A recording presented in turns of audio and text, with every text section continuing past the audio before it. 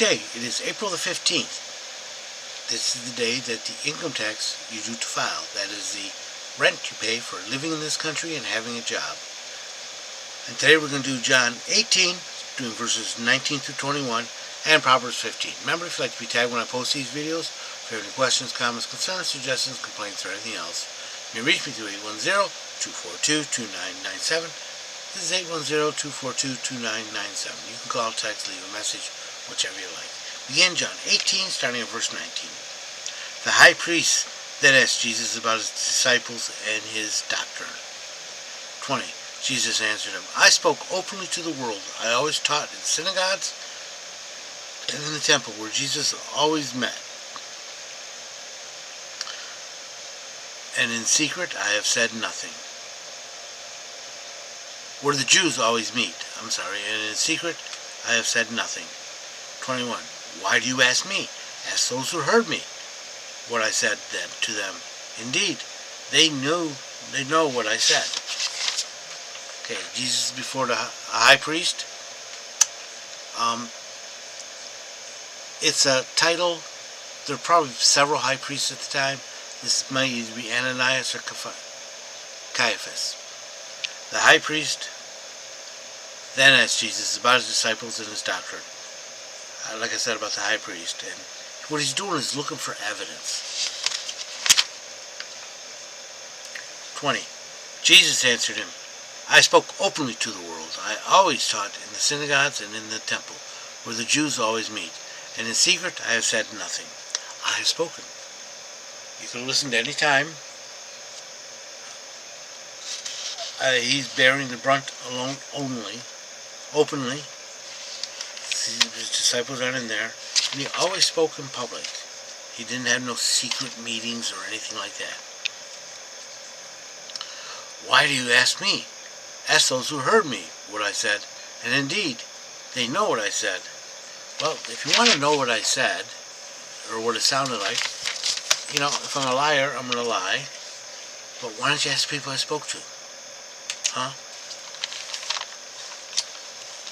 Proverbs 15. A soft answer turns away wrath, but a grievous word stirreth up anger. Yeah, answer softly. You can always find a soft answer. 2. The tongue of the wise uses knowledge aright, but the mouth of fools pours out foolishness. 3. The eyes of Yahweh are in every place, keeping watch on the evil and the good. God is watching you. 4. A soothing tongue is a tree of life, but the perverseness therein is a wound to the spirit. The tongue can harm or heal, break or mend, give health or sickness, life or death, wounds or mending. The tongue, I got it written out over the screen, that's why you see me doing that. The tongue is very powerful. James writes on that too. 5. A fool despises his father's correction, but he that regardeth reproof is prudent. Arrogancy hates correction. I'm not wrong, I'm never wrong. 6. In the house of the righteous is much treasure, but the revenues of the wicked is trouble. 7. The lips of the wise disperse knowledge, but the heart of the foolish is not steadfast. The heart of the foolish goes from flitters from place to place. 8. The sacrifice of the wicked is an abomination to Yahweh, but the prayer of the upright is a delight. I forgot. This is what I call the abomination Proverbs, because the word abomination appears in here 3 times, more than any other proverb. 9. The way of the wicked is an abomination to Yahweh, but he loveth them that followeth after righteousness. 10. There is grievous correction for him that forsaketh the way, and he that hateth reproof shall die. 11. The netherworld and instruction are before Yahweh, how much more than the hearts of the children of men. 12. A scorner loveth not to be reproved. He will not go unto the wise, because he doesn't like being told he's wrong. It bothers his ego. 13. A merry heart maketh a cheerful countenance, but the sorrow of the heart, the spirit is broken. 14. The heart of him that has discernment seeketh knowledge, but the mouth of the foolish feedeth on folly.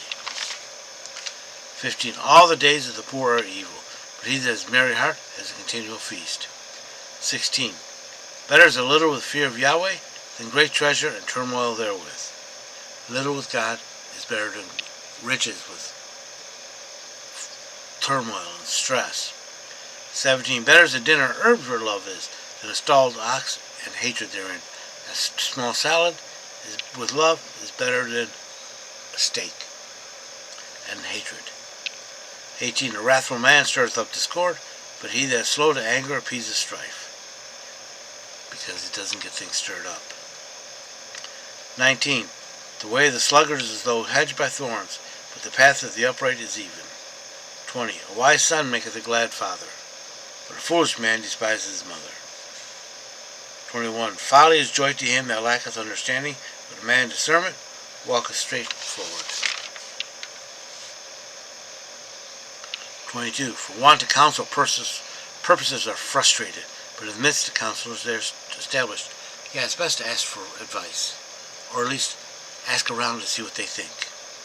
23. A man has joy in the answer of his mouth, and the word in due season, how good it is. 24.